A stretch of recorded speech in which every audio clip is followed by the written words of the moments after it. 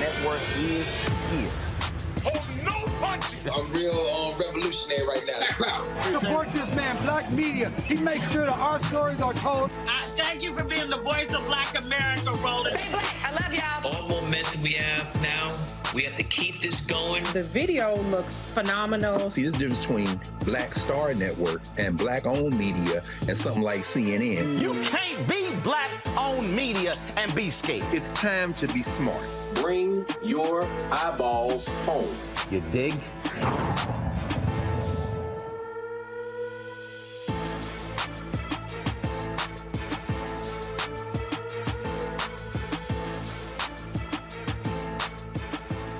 Today is Friday, December 2nd, 2022. Coming up on Roland Unfiltered, streaming live on the Black Star Network from Atlanta. Today is the last day of early voting here in Georgia for the critical U.S. runoff between incumbent Senator Raphael Warnock and Herschel Walker. We will talk with the National Coalition on Black Civic Participation, Melanie Campbell. They have been joining other grassroots groups out there, encouraging people, knocking on doors, walking the blocks to get people out to vote, not only during early voting, but also getting ready for Tuesday, Election Day. We'll talk about that. Also on today's show, on Capitol Hill, Congressman Jim Clyburn stays in leadership, elected as the assistant leader. Some younger members are not too happy that he chose not to fully step down, but he said it doesn't matter. He is still going to be involved in the leadership there. Also, the Democrats are going to be changing the electoral map in terms of their primaries. Iowa out as the lead state. South Carolina is a recommendation. The Democrats will be voting on that today. We'll talk about what the implications, what does that mean for Black voters. Also, the Black unemployment rate has fell to 5.7%. We'll talk to a Black economist about the latest job numbers. Also, a white Mississippi man has pled guilty to a hate crime for burning a cross to intimidate his Black neighbors. And in Jackson, Mississippi, a federal court may be giving them some help when it comes to their beleaguered water system. Plus, the SWAC Championship is taking place tomorrow in Jackson, Mississippi. We'll talk to the president of Southern University Student Government Association about how students are hyped for the championship game. Plus, in our Education Matters segment, Tuskegee University's farming program has been awarded $1 million to support the advancement of organic agriculture and farming practices. I'll talk to the university's dean and research director about how those funds will be used to assist students. Folks, it's time to bring the funk. Early edition of Roland Martin Unfiltered on the Black Star Network. Let's go. He's got it. Whatever the miss, he's on it. Whatever it is, he's got the scoop, the fact, the find. And when it breaks, he's right on time and it's rolling. Best believe he's knowing. Putting it down from sports to news to politics. With entertainment just for kicks, he's rolling.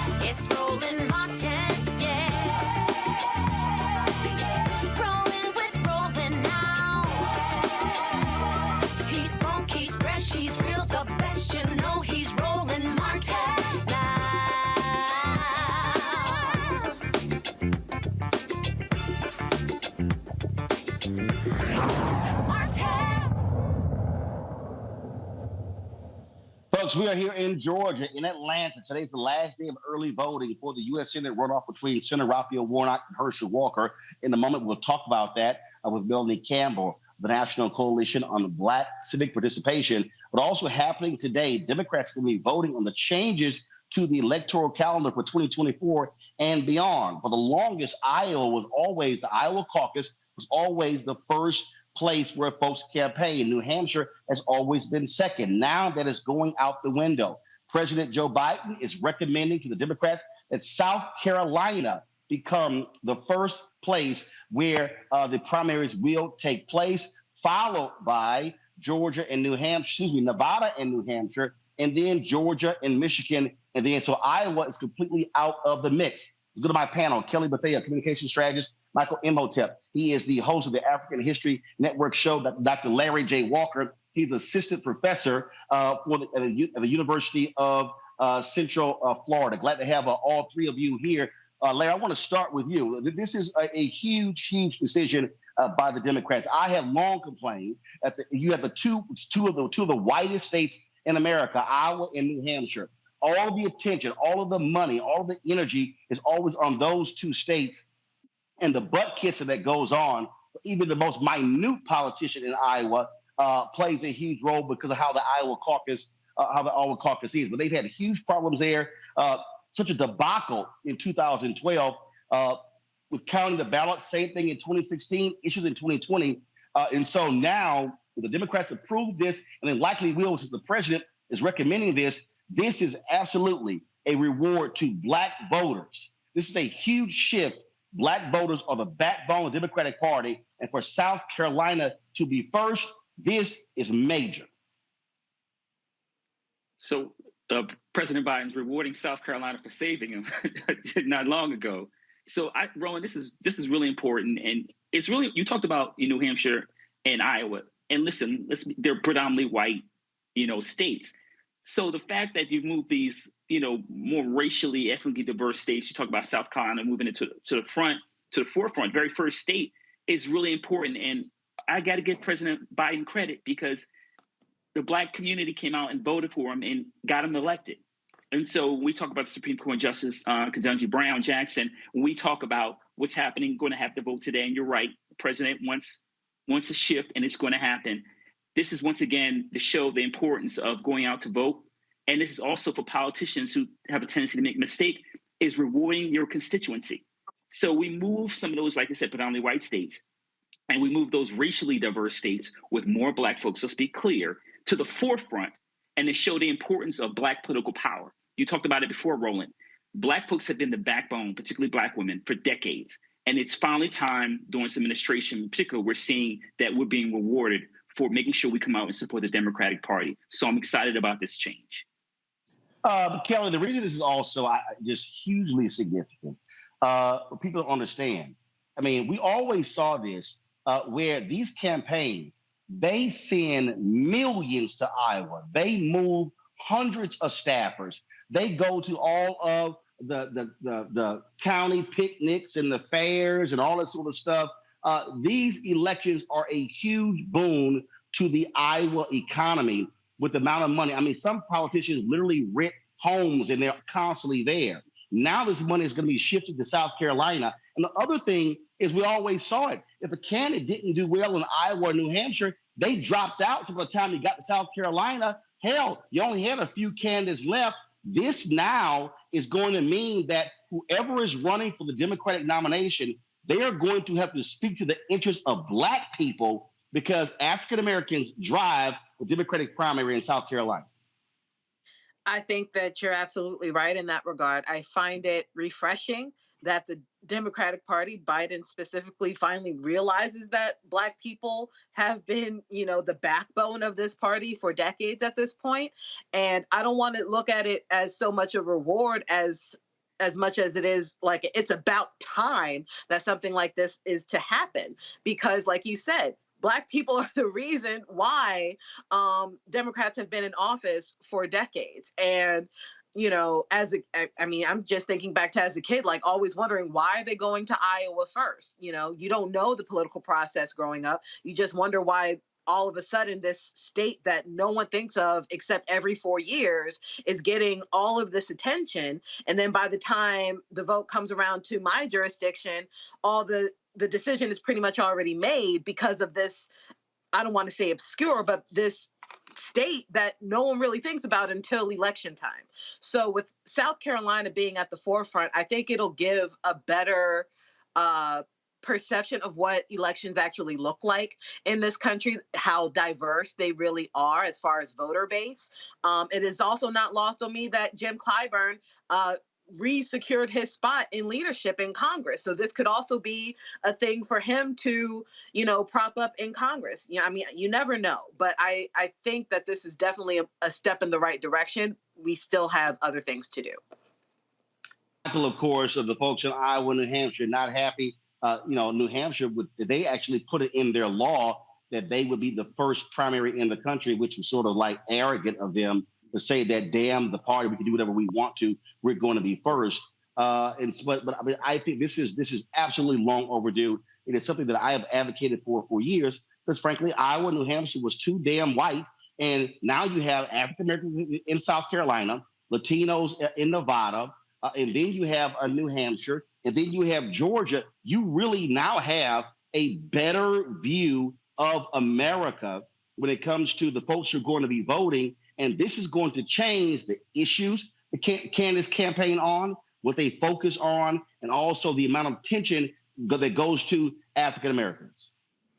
This is a huge game changer, Roland, and this is, in the same week that Hakeem Jeffries becomes the first African American to lead a major political party. He was elected House Minority Leader. So this is a game changer because if we go back, Hold on, Michael. In fact, so the vote has already been taken. Literally is coming in right now. Democrats approved it. This is a Wall Street Journal alert. Democrats approved the plan for South Carolina to host the party's opening primary in 2024, supplanting Iowa and New Hampshire from their longtime roles. It is now a done deal. Absolutely. And, even though Representative James Clyburn, who was the House Minority Whip, even though he told NBC News he was not involved in making this decision or anything like that, he has blasted Iowa and New Hampshire in the past for being early on first and second. He has blasted them for being early on in the past and not being representative of America. Iowa's 89% white, 3.7% African American. So what this would do is totally change the issues that are pushed to the forefront, and these are issues that candidates are going to have to address and put as part of their agenda. And we go back to 2007, 2008 presidential campaign with President Barack Obama.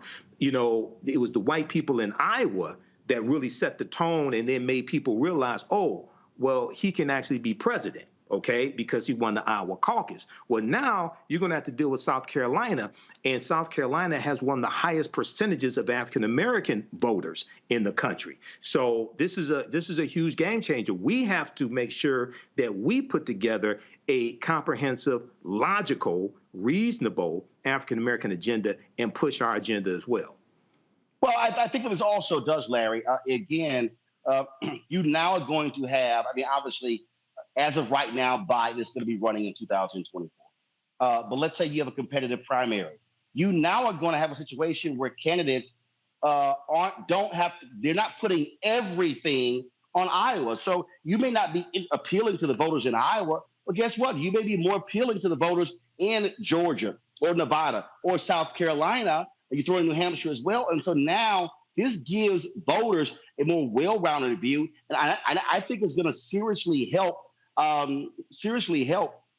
candidates who didn't get caught up in that blizzard of, I wasn't interesting to the people in Iowa, New Hampshire, so therefore I'm done. And that was one of the things that was always frustrating. By the time you got to South Carolina, hell, you only had maybe 3 or 4 candidates who were still left in the race. Mm-hmm.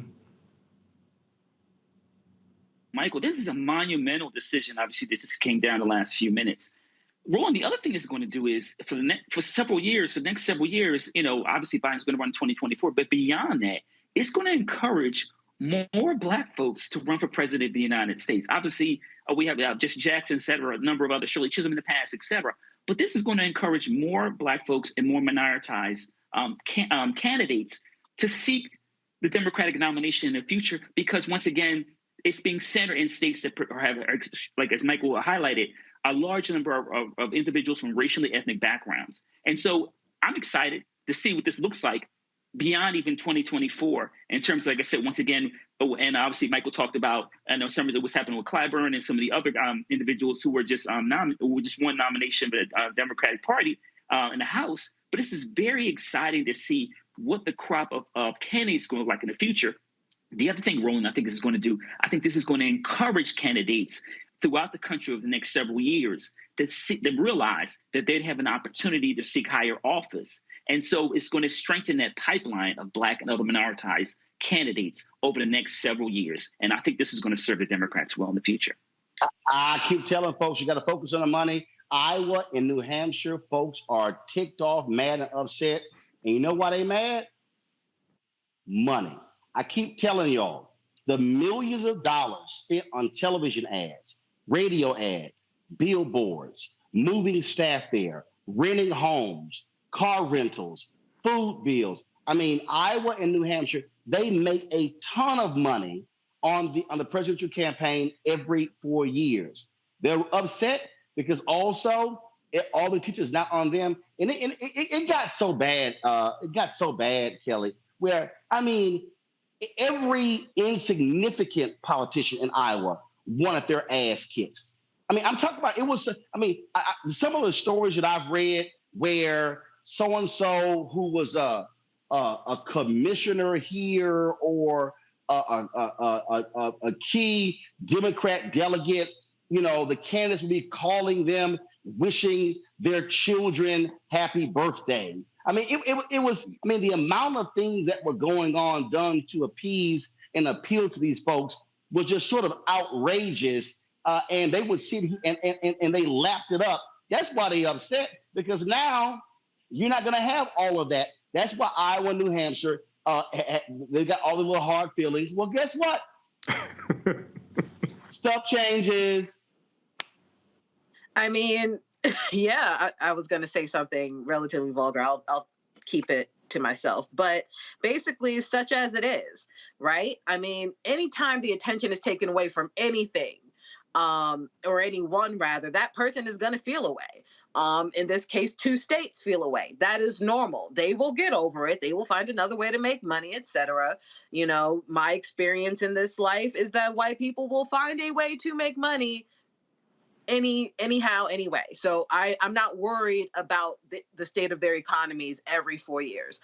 What I am excited about, however, Larry mentioned how this switch up will help or encourage more Black people to run. I would venture to say it will encourage Black people to vote, outside of just the, you know, vote or die campaigns every 4 years and the like. When you actually have a genuine interest in something, the thing that you have that interest in, that they will feel that. It's not going, I would hope that it's not going to feel like, oh, we're just going to pay attention to Black people every 4 years like it's been for the past God knows how long in this voting process. Hopefully, with South Carolina being kind of an example of what this country really is as far as demographics and landscape, it will serve everyone involved to actually treat it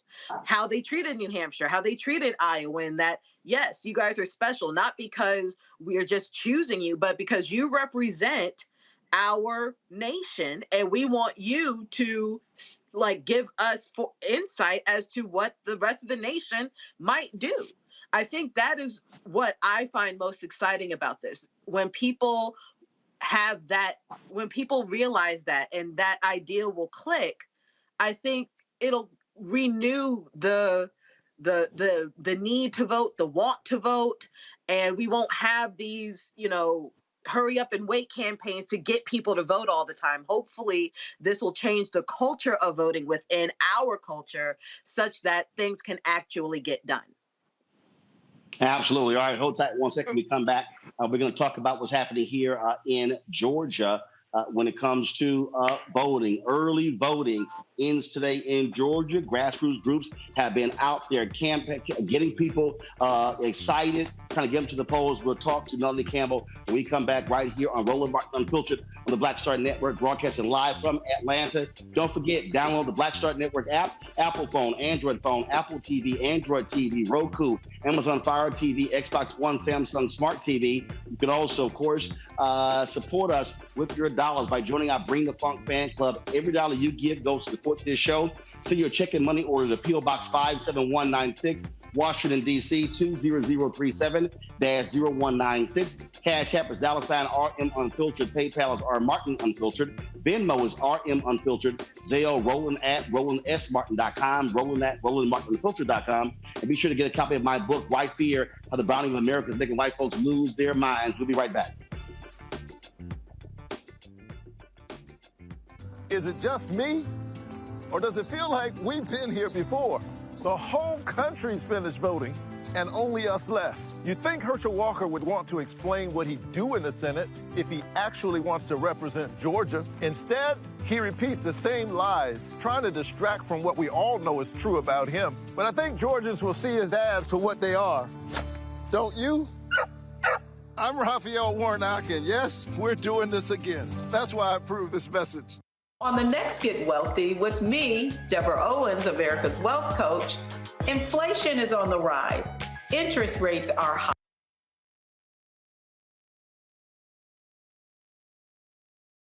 Mama always said all skin folk ain't kinfolk.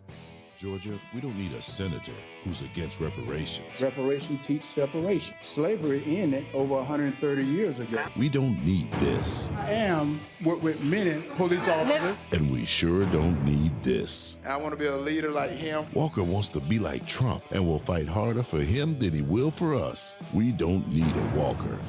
Paid for by Black Voters Matter Action PAC, not authorized by any candidate or candidates committee.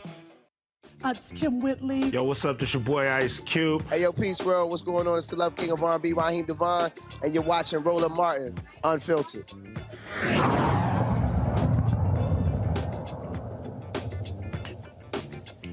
Folks, we've been here in Georgia since Monday, focusing on early voting. It started in some counties on Saturday. It ends today. And trust me, there have been long lines all around the state in Democratic, but also Republican strongholds.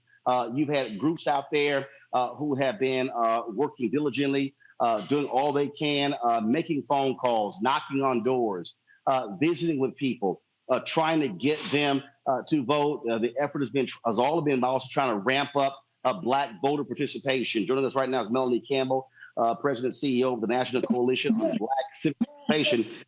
Melanie, y'all are out in those streets as well. And so give us a sense of what you have been seeing since you've been on the ground in Georgia. Thank you, Roland, and thank you for being on the ground and putting the messages out there. I'm here in Clayton County with Felicia Davis, with HBCU Green Fund. We got our Black Women's Roundtable leaders here, also from Pittsburgh and from Florida here. And we've always seen, just like you, we've been down here for the general election as well as this runoff, and people are in line. Unfortunately, they shouldn't have to be in these long lines, but they are. And the energy is high. Folks are serious about what's at stake in this election. Is not just about the Senate itself, but about what Black people want to see representing them and who have serious candidates. I'm nonpartisan, so I can't say who that is. Make your own decision. But young people are turning out. They've been knocking doors. I saw you at Deborah Scott's party. Power to the polls. We got buses. Everybody got buses hitting the streets, and we're not gonna stop until the polls close on Tuesday. When you talk about barbershop rolling right now, because we're making sure that we're talking to the brothers, and so they've been. Felicia, if you don't mind, I can let her tell you a little more if that's okay. We're here at VIP Barbershop. They have 2 spots in Clayton County. We're hitting both up with sign waving noise, and people are coming in and getting a haircut and leaving to go vote. A lot of brothers didn't know they needed to do it again. We give them the message and they leave out, they go to vote and come back to get the haircut. So we're loving that, loving up on our brothers and everybody. We're turning out. When Clayton County votes, we win. Amen. Amen. You know, Melanie, in the places that I've been, I've really been talking to people about numbers. And unfortunately, even when we have some of these Black strongholds, we're seeing turnout in the general election was like 45, 48, 49%. And I keep saying to Black voters, you know, we've got to be voting at 65, 68, 70, 75%.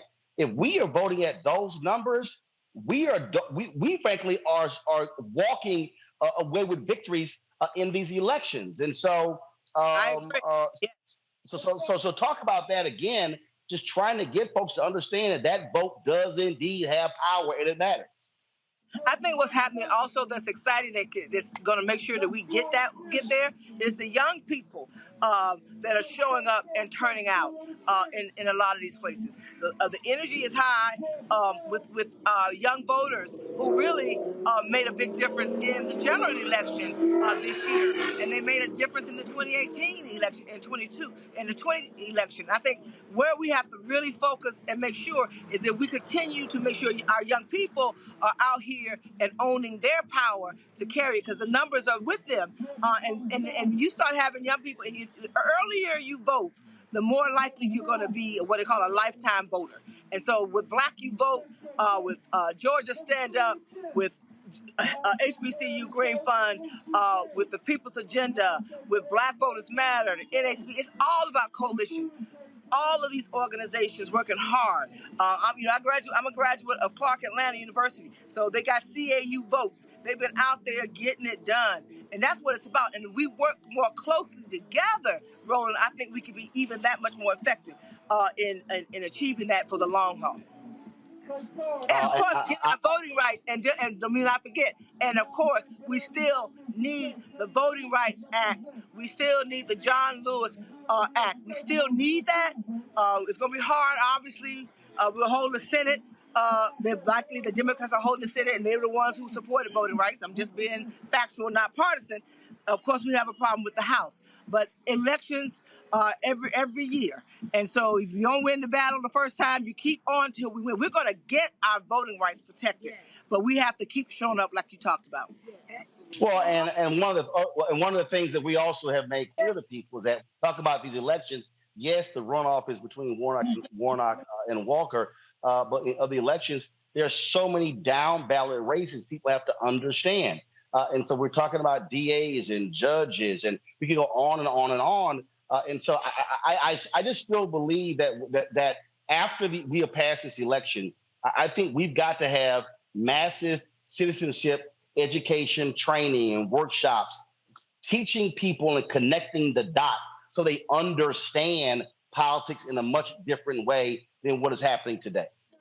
I totally agree. Voter education is key, and that's year-round 365. That's why we continue to do what we all do out here, and we're going to continue to do that. And we have a major focus, Roland, on Black men next year. That's to tell you what we're going to do to really engage even more than we have. Make sure that we engage and train and provide leadership opportunities for young people to work. And I'm intergenerational. We're intergenerational. We believe in that. But it has to start right after this election, and to connect when people vote, that they get something out of it, so that it's not being what they see on social media, but they feel it. And that is the biggest thing I think we have to focus on, how we hold people accountable who we do elect, and that our people see that they can see results from it. Because otherwise, no, it doesn't matter if we do what we're doing now. Every time there's an election, it's what happens in between. So it's about building Black power, and our theme has been power of the ballot, to really engage folks to understand that the power of the ballot, that's 365, and you do that very well. And we appreciate you for that. You must understand that Georgia is doing it for the nation, and I am so pleased to be here with my sisters, my Black Women's Roundtable sisters from Florida and Pittsburgh, Solange's Pennsylvania. Here. So we understand Pennsylvania in the house. Black Women's Roundtable. We understand what it takes, and we got our good brother right backing us up. So we are going to get this done, and we are going to secure democracy for Georgia, for the USA, and for the whole world. That's what Georgia's getting ready to do. All right now. All right. Well, look, we certainly appreciate it. Thanks a bunch. It's, like I say, not much time left, but of course, that's for the early voting. But there's still a lot of things happening this weekend, tomorrow, Sunday, Monday, because Election Day is Tuesday, and so the battle isn't over.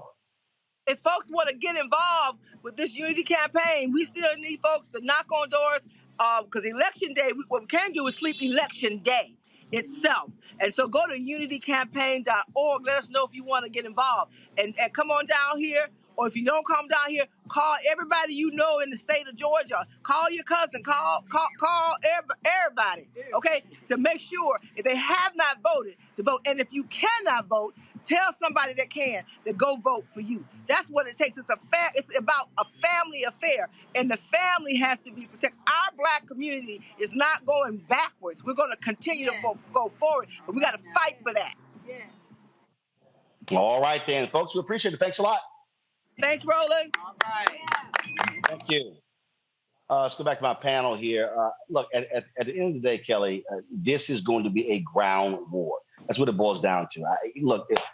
I saw a story where the Warnock and the Walker campaign, they've dumped $80 million on TV ads. Folks are tuning those things out. This is ground warfare. This is going door to door. This is making those phone calls, sending those text messages. That's the only way Warnock is going to win. It's a heavy ground game. Not only will people need to be doing that, but I think most importantly, people need to not take Warnock for granted and actually realize the power of their personal vote. Because I think that's what happened outside of the runoff and other elections. When we have tight races like this, in my experience, it's because people was like, oh, he's a shoo-in. He's got it anyway. He doesn't need my vote. No, Warnock needs every single vote.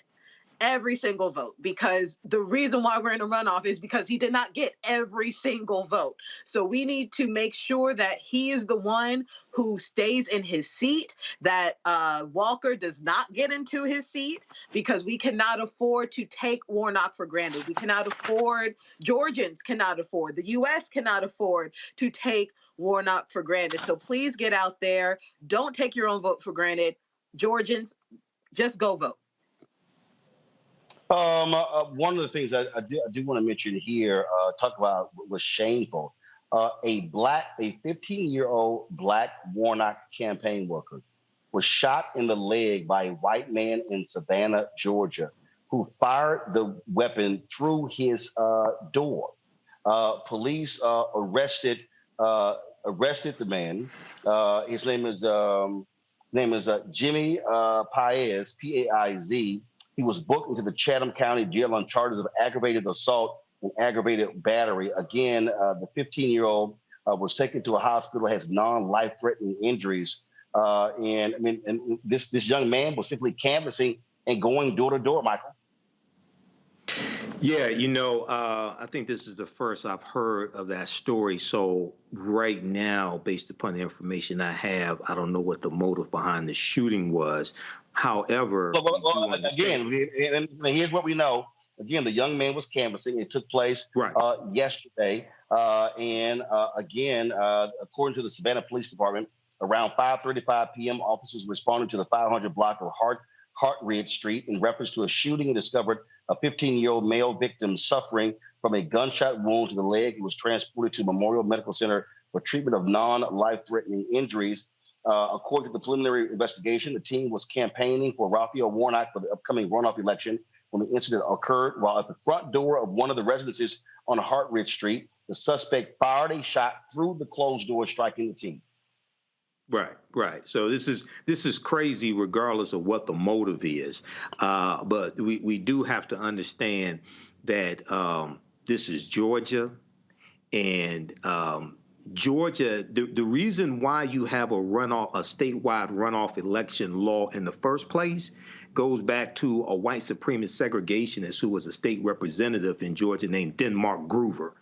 And they created this statewide law to lock African Americans out of statewide elected official powers, statewide elected positions like governor and senator, so that if African Americans put all their votes behind one African American candidate in the primary, then white people, regardless of political affiliation, could coalesce around one white candidate in the general election and defeat the African-American candidate. So what people really have to understand, what Stacey Abrams pulled off with getting Raphael Warnock elected to senator, what Nsé Ufé, what people, New Georgia Project, Black Voters Matter, what they pulled off defied the law. That was not supposed to happen.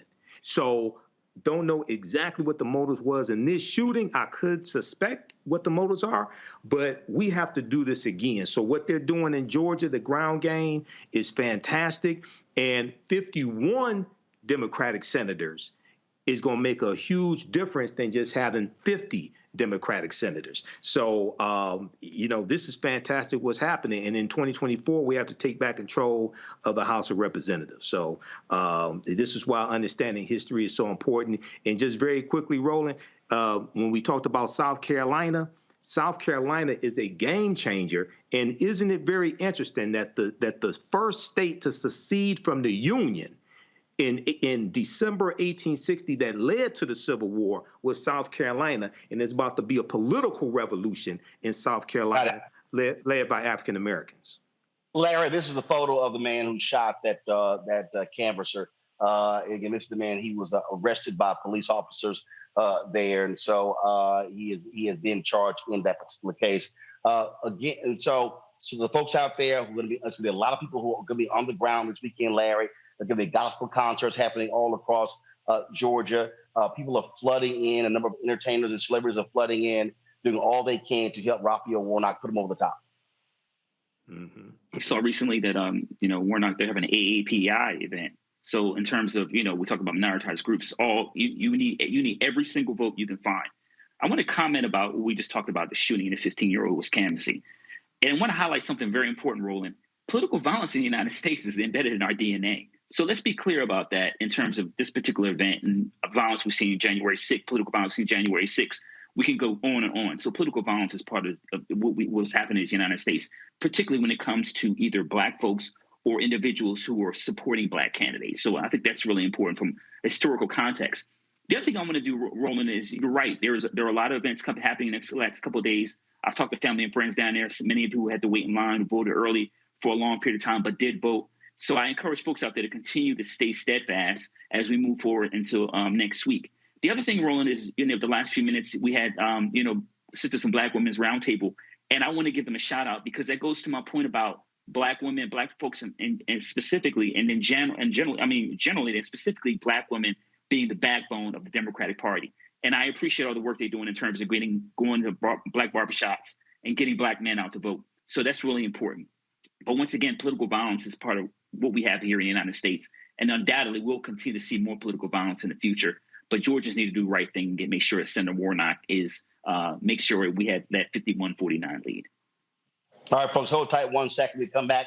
We'll talk today's jobs report that dropped, and also what does that mean for Black unemployment within the economist. That is up next on Roland Martin Unfiltered, broadcasting live from Atlanta, right here on the Black Star Network. We'll be back in a moment. Don't wait till November 8th. We can vote today, y'all. Early vote started this week.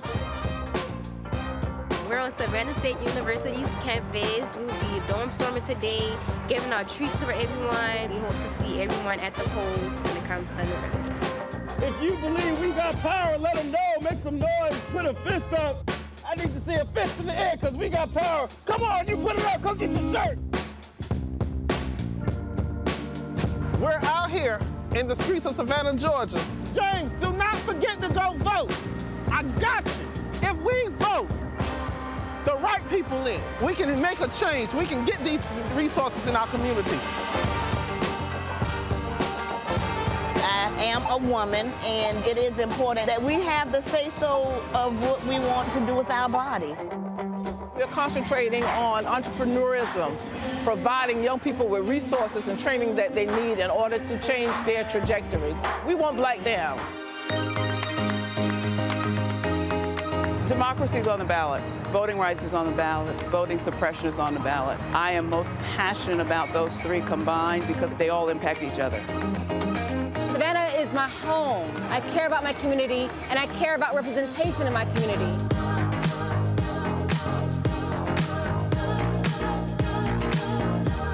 Our voices are still going to be heard no matter what kind of obstacles try to come up against us to stop us from voting. We're still going to be standing our ground. I see the effort that's being made to keep our communities from voting. So that makes me realize it's even more important, because if it wasn't important, they wouldn't be fighting to make sure we could vote. This doesn't stop this year. This is a forever movement.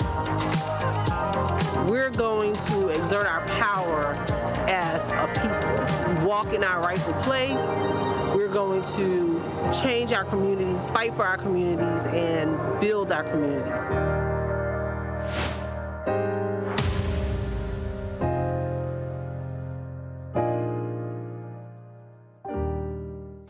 Hey, I'm Antonique Smith. Hey, I'm Arnez James. Hi, this is Cheryl Lee Ralph, and you are watching Roland Martin.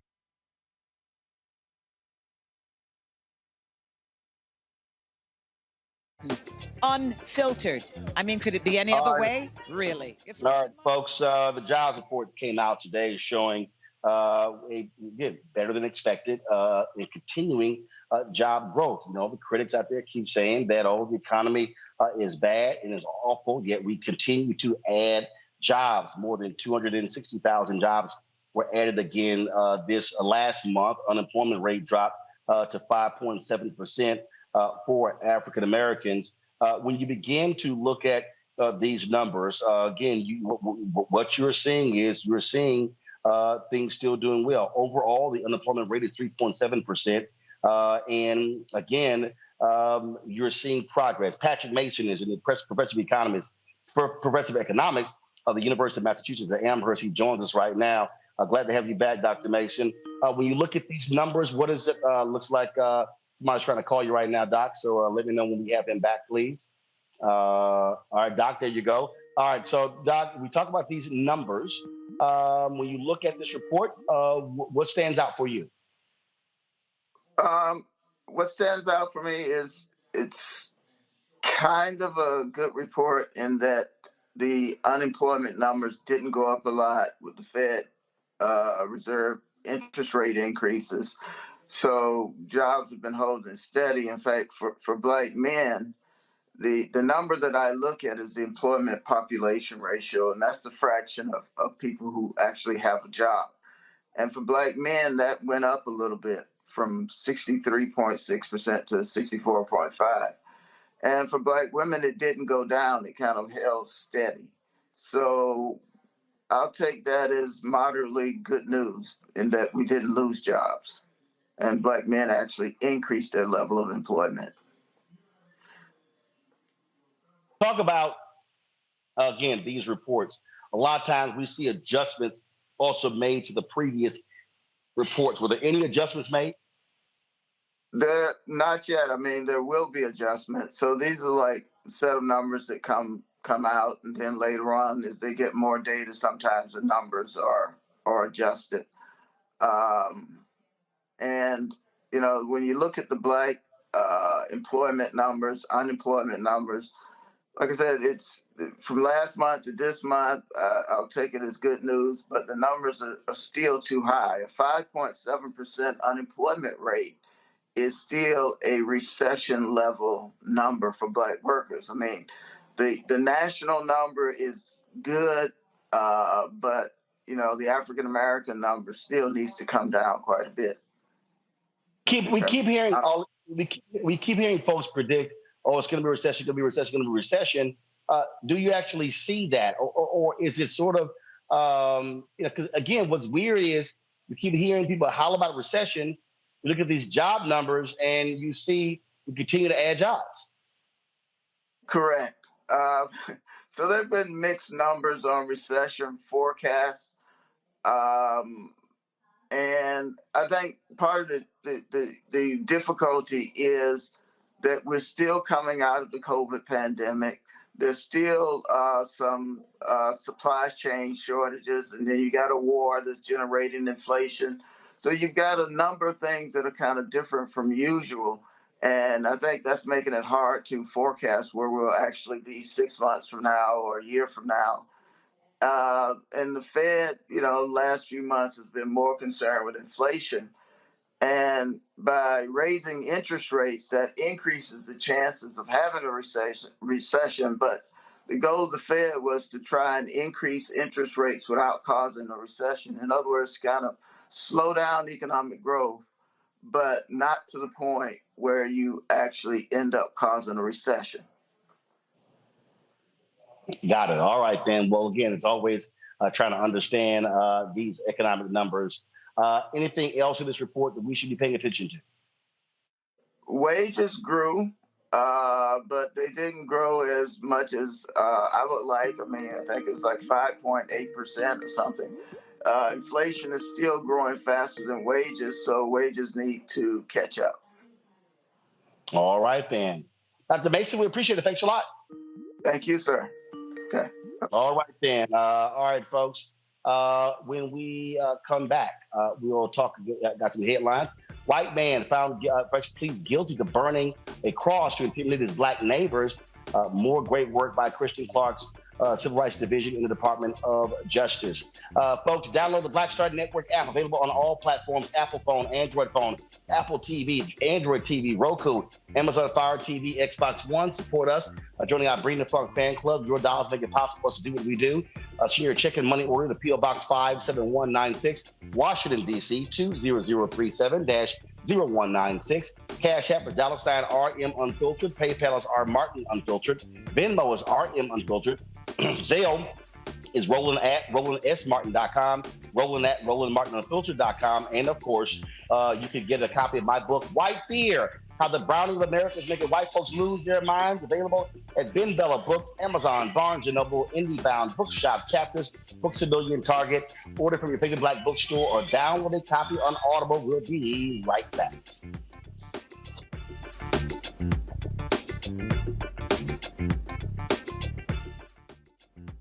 Is it just me?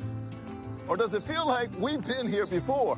The whole country's finished voting, and only us left. You'd think Herschel Walker would want to explain what he'd do in the Senate if he actually wants to represent Georgia. Instead, he repeats the same lies, trying to distract from what we all know is true about him. But I think Georgians will see his ads for what they are. Don't you? I'm Raphael Warnock, and yes, we're doing this again. That's why I approve this message. On the next A Balanced Life with me, Dr. Jackie, 'tis the season, tree trimming, party going, and gift giving. And I don't know about you, but for me, sometimes it can be overwhelming, and sometimes it's just downright exhausting.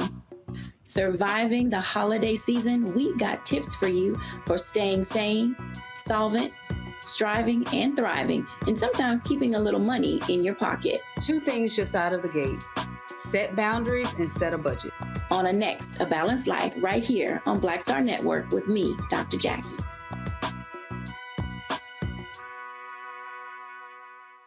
Hi, I'm Vivian Green. Hi, I'm Wendell Pierce, actor and author of The Wind in the Reeds. Hey, yo, Peace World, what's going on? It's the Love King of R&B, Raheem Devon, and you're watching Roland Martin, Unfiltered.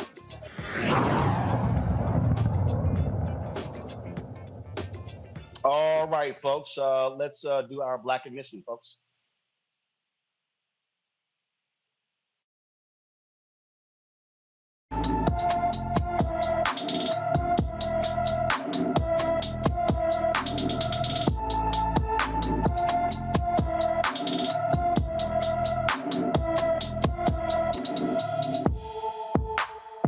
A Louisiana family is still searching for answers in the disappearance of 33-year-old Ella Goody. Ella has been missing from Scott, Louisiana.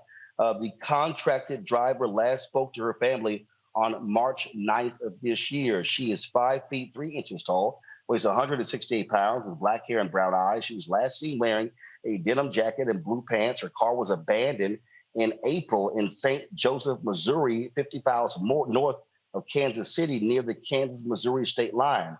Foul play is suspected. If you have any information regarding the disappearance of Ella Goody, contact the Scott, Louisiana Police Department at 337-233-3715, 337-233-3715.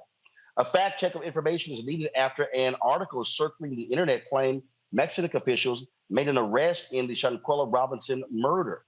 The article on a popular blog claimed that Interpol had arrested Daljanae Jackson for the November murder of Robinson. Well, Robinson died on a trip with friends in Mexico, but Mexican authorities have not publicly named the suspect. Authorities have only issued an arrest warrant, but haven't said who the warrant is for. According to Shanquella's father, the family has not been notified of any arrests. Folks, Mississippi's capital city is getting help from the federal government to improve its water system. Earlier this week, Attorney General Merrick Garland announced the Justice Department filed a proposal to implement the rare intervention for improvements in the struggling water system, which nearly collapsed this past summer.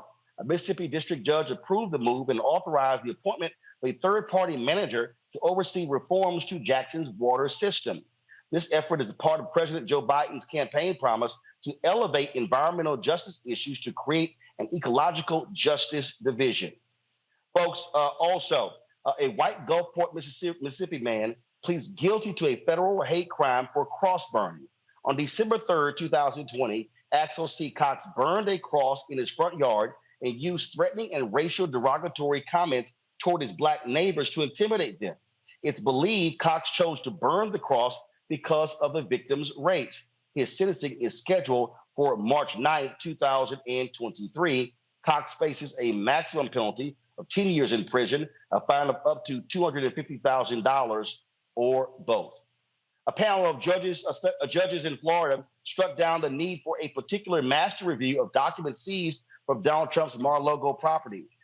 Thursday, the 11th Circuit Court of Appeals three-panel of judges paves the way for the Justice Department to regain access to all materials seized from Trump's residence for use in the criminal investigation. In the 23-page unanimous opinion, the court rendered that the lower court judge should never have granted his request for an independent arbiter.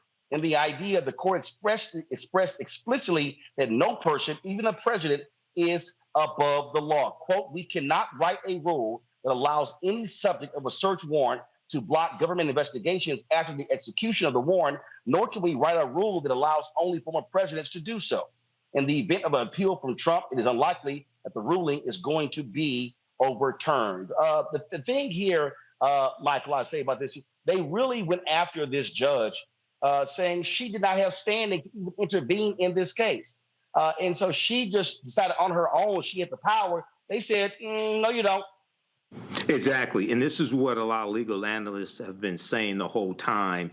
And it appeared that Trump and his attorneys were shopping for a judge, shopping for someone who would give them a favorable decision. But early on, they were saying, wait a second, this judge does not have the legal standing to even do this. So it was really suspected that the special master would be struck down. But even with the special master, things still weren't going Trump's way. This has been a very bad week for Donald Trump. Okay, you have the House Ways and Means Committee who finally got his taxes. Number one, you have Kanye West still going crazy, and Kanye West gets banned from Twitter once again because of idiotic comments he makes on Alex Jones's show. And Kanye West is a big supporter of Donald Trump as well as Alex Jones. You have the Trump Organization lawsuit as well that's taking place. So this has not been a very good week for Donald Trump, but this turned out as we expected that it would. This goes to show you, Larry, this judge was in Florida, that Donald Trump has appointed judges who don't give a damn about the law, who will do whatever they can to protect him. Yeah, and the other thing is he's appointed a lot of judges that weren't qualified.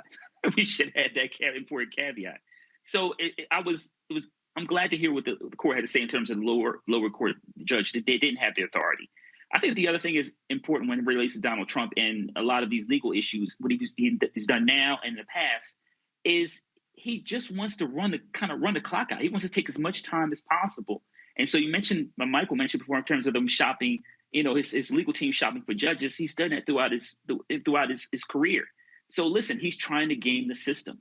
But all these legal cases are finally catching up to him.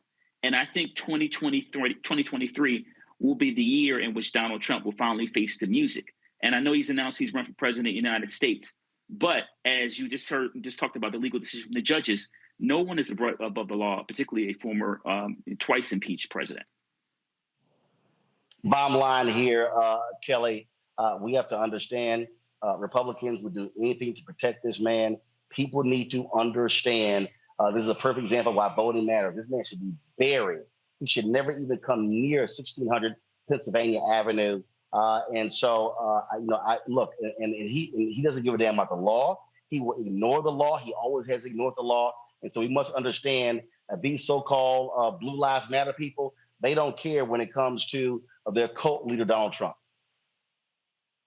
No one does, and it's really frustrating. But I want to make clear that, you know, you mentioned that Donald Trump doesn't know the law. Not only does he not know the law, I don't know if he has ever truly won a case. I mean, the fact of the matter is Donald Trump doesn't necessarily know how to win cases so much as he knows how to delay them and to stretch them out to the point where people get tired of them and it's dismissed. But that's not necessarily winning a case. It's just getting a case dismissed. So he's been, you know, somewhat Teflon for the longest time. Hopefully, that time is coming soon. But you're right. His supporters are relentless. They are not going to stop supporting him. They're going to do whatever it is within their power to make sure that he has a semblance of power so that they can have a semblance of power. And that's why your vote matters. That's why political action matters. And, you know, to bring it back to your previous segment, that's why Warnock needs to get in office so that we can have a semblance of cushion, just, you know, so that whoever comes in office the next time isn't able to just blow everything up. Oh, absolutely. Hey, folks, a Washington state sheriff is on trial for chasing, harassing a black newspaper delivery man. In January of last year, Sheriff Ed Troyer assumed Cedric Altheimer was stealing packages from neighbors and chased him in an unmarked vehicle. After a confrontation, Troyer called an emergency dispatcher saying Altheimer threatened to kill him. Over 40 units came rushing to the scene. Troyer eventually admitted he was not being threatened. Troyer faces misdemeanor charges of false reporting and making a false or misleading statement to a public servant. Troyer faces up to 364 days in jail and a $5,000 fine on each count if convicted. A conviction also could be legal grounds for voters to launch a recall to remove him from office. Well, that should absolutely happen. Folks, another federal judge has stopped President Joe Biden's $400 billion student loan debt forgiveness plan. The New Orleans Fifth Circuit Court of Appeals upheld U.S. District Judge Mark Pittman's ruling from November 10th that the debt relief program violated the law. The conservative Job Creators Network Foundation filed a lawsuit alleging it's illegal and harms taxpayers. The Supreme Court will consider arguments around the legality of the student loan forgiveness program in February. In the meantime, an injunction suspending the program implementation will remain in place. The Biden administration extended the student loan payment pause until June 30, 2023. All right, folks, I've got to go to a break. We'll be right back right here on Roland Martin Unfiltered on the Black Civic Network.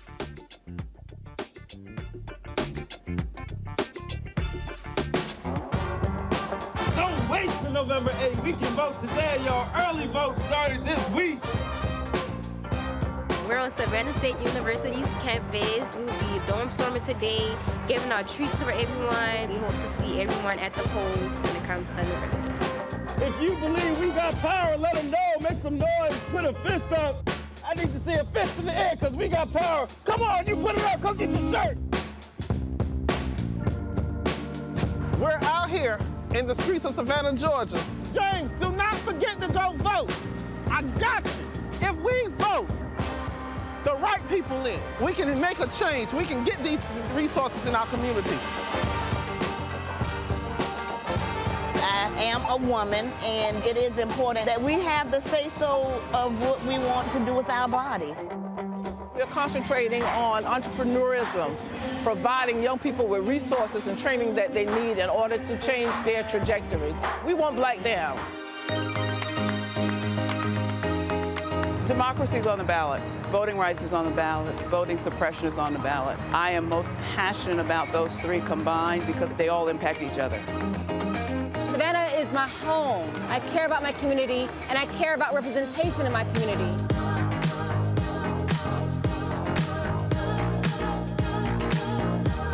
Our voices are still going to be heard no matter what kind of obstacles try to come up against us to stop us from voting. We're still going to be standing our ground.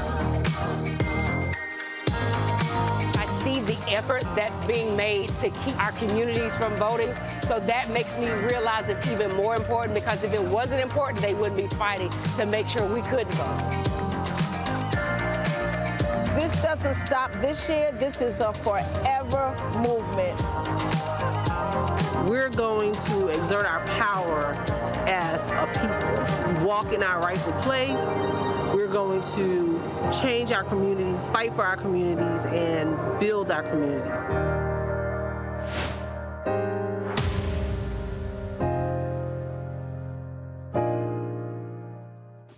My name is Charlie Wilson. Hi, I'm Sally Richardson Whitfield. And I'm Dodger Whitfield. Hey everybody, this is your man Fred Hammond, and you're watching Roland Martin, my man, Unfiltered.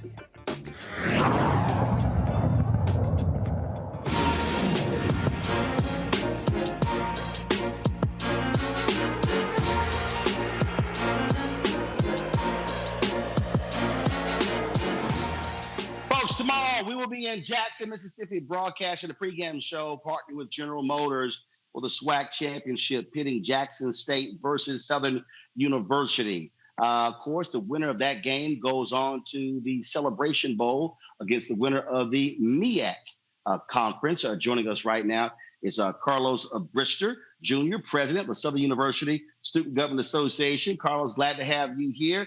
I take it your students, your fellow classmates at Southern are hyped and excited about this game. A lot of y'all headed to Jackson, Mississippi for the game? Yes, of course. This is a big opportunity for Southern University. And we're excited just as much as the Jags. We can't wait to root our Jags to Big 3 on tomorrow. And look forward to a big game, also about a nice friendly battle between the two bands. Now, what often happens is whenever cities are in the Super Bowl, they typically have bets between the mayors. And so have you had some sort of a bet with the Jackson State Student Government president? No, we always look at it as friendly competition. Of course, they think they're going to go to Celebration, but we also do. So it's always a friendly competition. It's always a great time to go into Jackson because it's such a family vibe. Like Jackson State is one of my favorite HBCUs besides my HBCU. All right, then. Well, it is going to be a huge game. And one of the things that I said to some folks, normally when we're talking about these games, people always talk about who wins halftime, but this is really about who wins on the field. Yep. So I'm looking for Jags to win both on the field and at halftime. I know that's what we're going to do. Coach Dooley has prepared our boys for this, and also Mr. Taylor with the band has prepared us for a Boombox Classics, what we call it Part 2. I don't know, because the last couple of years, the general consensus is that Grambling got y'all at the Bayou Classic the last couple of years. We couldn't have been watching the same Bayou Classic. We couldn't have been watching the same. I'm just saying. Look, I didn't see this year's halftime show, but I will say last year's halftime show, y'all got. I mean, Southern University is often imitated but never ever duplicated. So I'm gonna just leave it at that. Questions from our panel for you about this SWAC championship. Again, like I said, we're going to be at the General Motors booth tomorrow, broadcasting from there. I'm looking forward to seeing the folks there. Let's see, Larry, you're first up. Yeah, so Roland, proud HBCU alum here. So I wanted to ask a question about relating to students. I know it's getting close to break, and I remember being in student government. So I want to curious, how many busloads of students are you sending to the game? So right now we're sending 3 busloads of students to the game. Actually, our finals start on Monday, so it's good to start after the SWAC Championship. So we're able to go out there and have fun. Students left today. Some students leaving on tomorrow, and Jackson is going to be live. I think when last time I talked to the SJ president, they had less than 500 tickets left. So it's going to be a packed house on both sides. All right, Kelly. Hi. Now, I realize that, Deion Sanders is with Jackson State, but as far as HBCUs are concerned, and I am also a proud HBCU alum, how do you feel about HBCUs finally being at the forefront of conversation when it comes to sports and athletics and the like? especially when it comes to recruiting these athletes and how HBUs are finally being seen as a legit competitor to these Big Ten schools? I think it's a great opportunity for our HBCUs to finally be on the forefront and actually shift the culture and the network of our Black athletics and Black students and things like that. I think that Deion Sanders shedding that light on HBCUs as a whole is a big opportunity for us all. Michael. Yeah, with the... I'm sorry, guys. I do have to go, I'm so sorry. Okay. I got you. Well, look, I will be there tomorrow, so we'll see y'all in Jackson, Mississippi. Good luck. Thank y'all so much, and good luck to y'all as well. Whenever Southern win, maybe we can come back here and talk about the Celebration Bowl. Well, we'll be in Celebration Bowl as well, so okay. We'll look forward to it. Thanks a bunch. All right, sounds good. Again, folks, we're going to be broadcasting tomorrow from Jackson, Mississippi from 12 to 2. 12 to 2 there before game time. So if you're actually in Jackson, come on by the fan zone. We'll be in the General Motors activation. So look forward to having you there. You can actually get information on the electric vehicles. We'll be broadcasting there. Look forward to having the conversations with some various folks there as well. We were supposed to, so we'll do this here. I'm going to do another story when we come back. But again, don't forget, tomorrow, we're broadcasting live 12 to 2. Be sure to tune in with our Roland SWAC Championship powered by General Motors right here on the Black Star Network.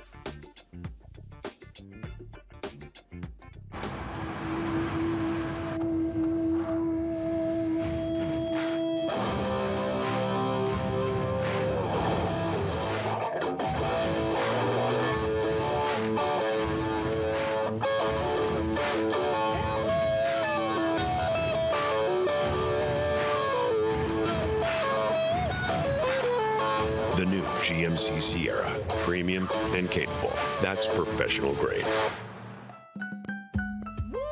We're all impacted by the culture, whether we know it or not. From politics to music and entertainment, it's a huge part of our lives, and we're going to talk about it every day right here on The Culture with me, Faraji Muhammad, only on the Black Star Network. Next on the Black Table with me, Greg Carr, we welcome the Black Star Network's very own Roland Martin, who joins us to talk about his new book, White Fear, how the browning of America is making white folks lose their minds. The book explains so much about what we're going through in this country right now, and how, as white people head toward becoming a racial minority, it's going to get, well, let's just say, even more interesting. We are going to see more violence. We're going to see more vitriol, because as each day passes, it is a nail in that coffin. The one and only Roland Martin on the next Black Table, right here on the Black Star Network. Hey, I'm Antonique Smith. Hey, I'm Arnaz James. Hi, this is Cheryl Lee Ralph, and you are watching Roland Martin, Unfiltered. I mean, could it be any other way? Really? It's Roland Martin.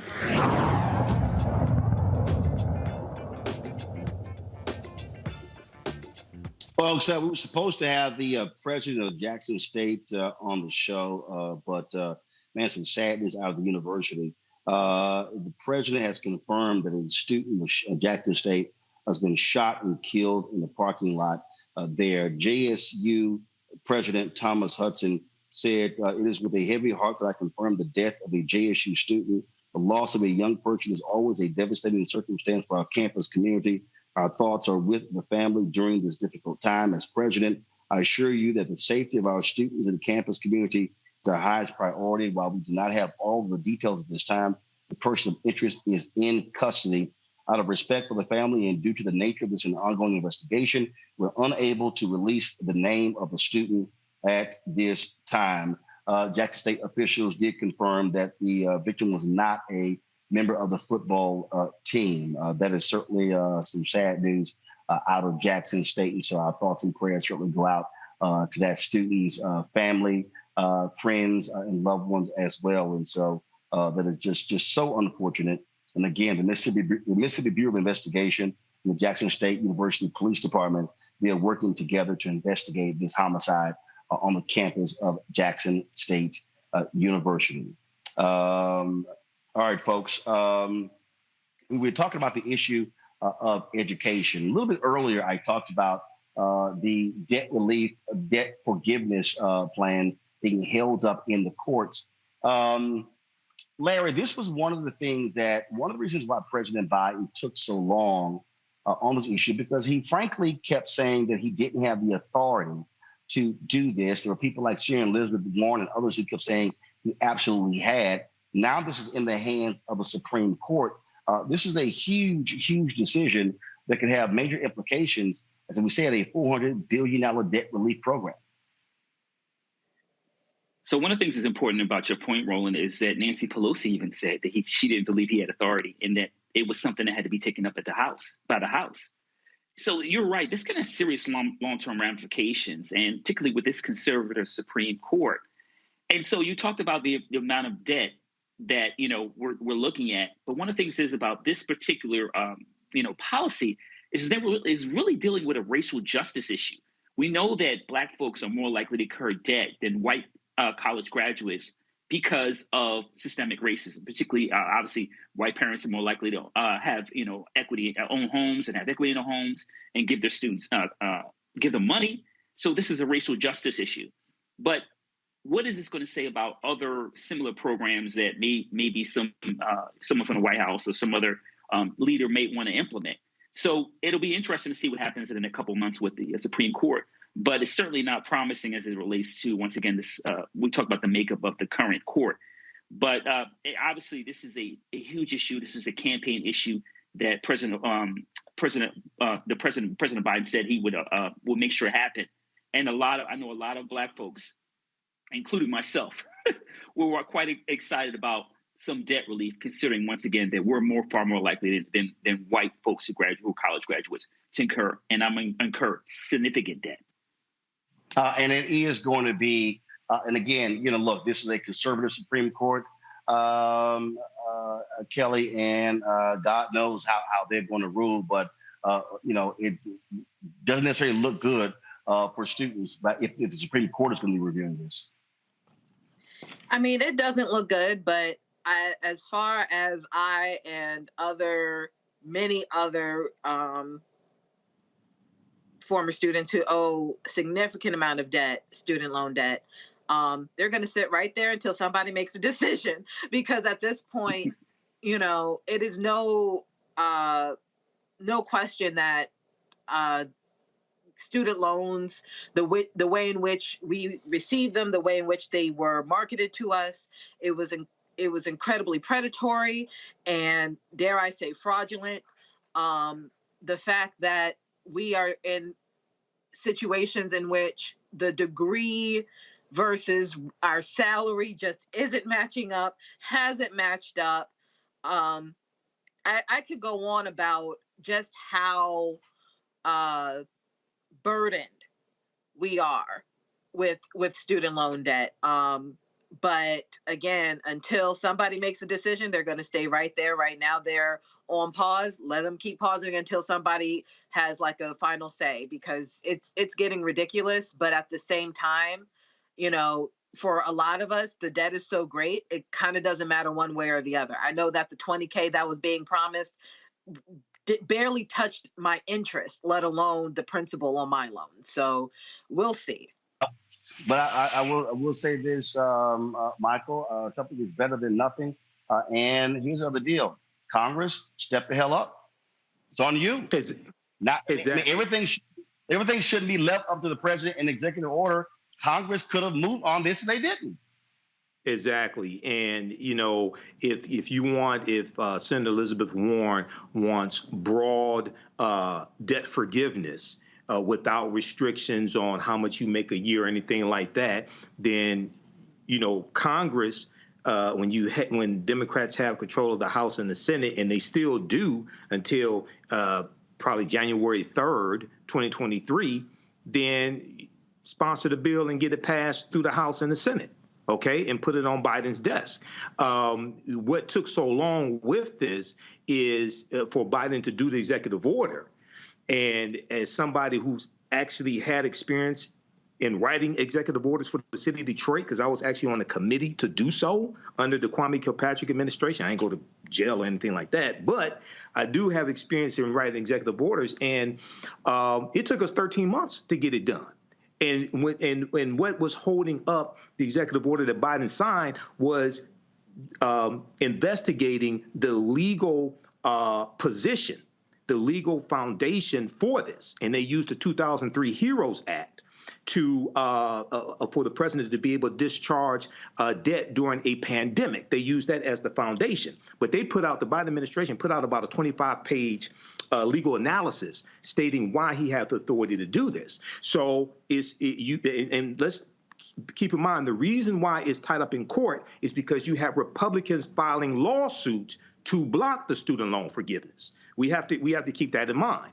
Once again, this goes back to understanding who is fighting for you and who is fighting against you. So hopefully the conservative Supreme Court will rule in favor of the Biden administration, but also Congress has the authority to do what Senator Elizabeth Warren says she wants done. So Congress has to do its job also. Right. And that's what my point. They could have done something on it.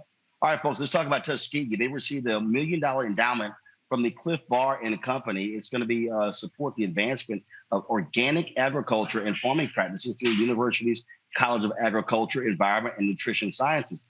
Tuskegee becomes the first HBCU to receive a Cliff Bar endowment. The Foundation for Food and Agriculture Research is matching the endowment. This nonprofit organization builds public-private partnerships to fund research addressing challenges in food and agriculture, doubling the gift to $2 million. Dr. Olga Bolden-Tiller is the Dean and Research Director of the College of Agriculture, Environment, and Nutrition Sciences at Tuskegee. She joins us right now. Doc, glad to have you here.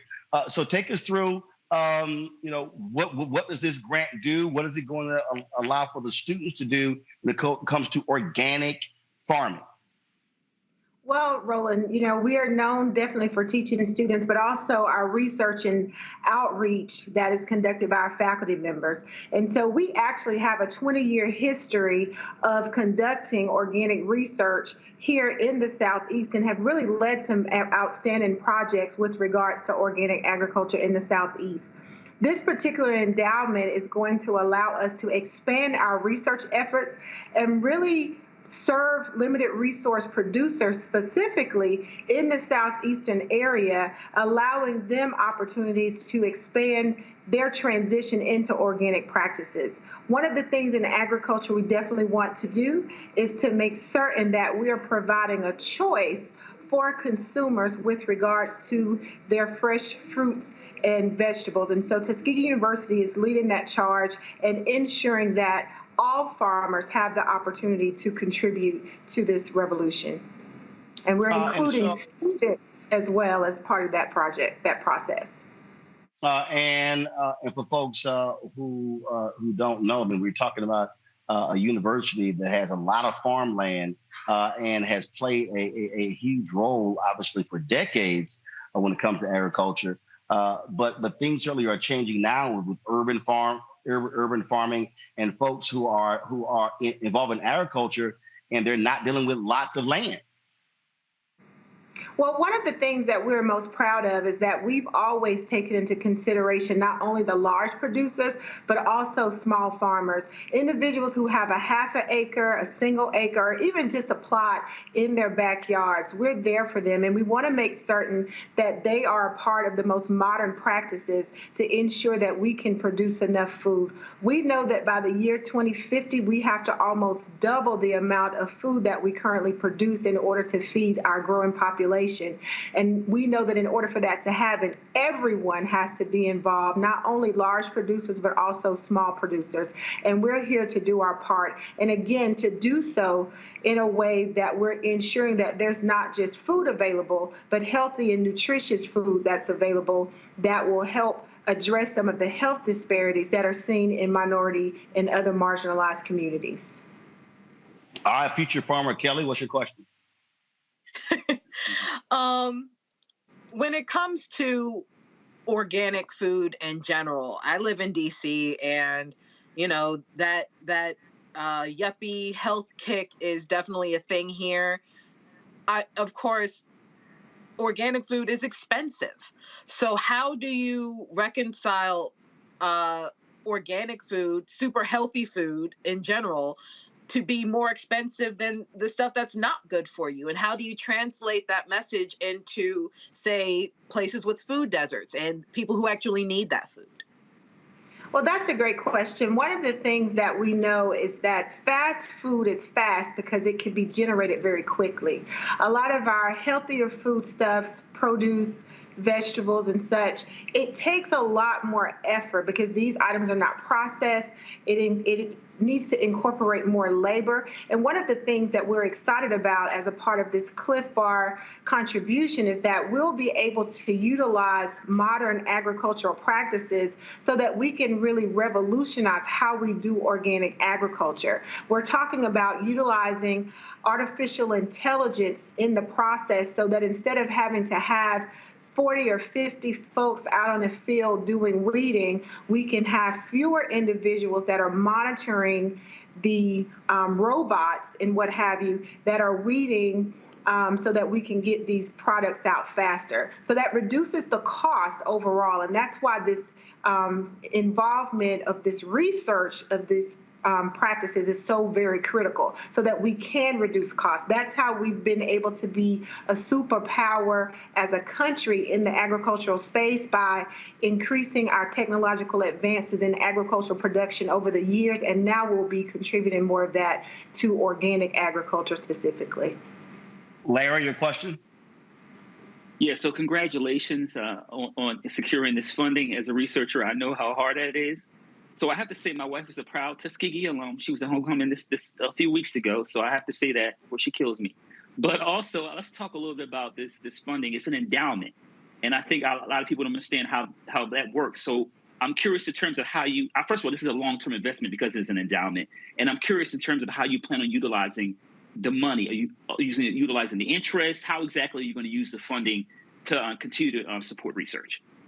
Exactly. So one of the great things about an endowment, as you indicated, is that it is long-term, long-bearing interest. And so we anticipate that at minimum we'll get between the two contributions of funds around $100,000 annually to put toward research and what have you. We will be able to help support the research and work of our organic agriculture teams. The team is led by Dr. Kokowasi Kumaku, who is a soil scientist here at Tuskegee University, and the co-director of the program is Dr. Franklin Karku. And so in addition to supporting their research, we'll also be able to train students, which is really exciting. And we'll be able to build, utilizing that interest to support that research that is being conducted to purchase supplies.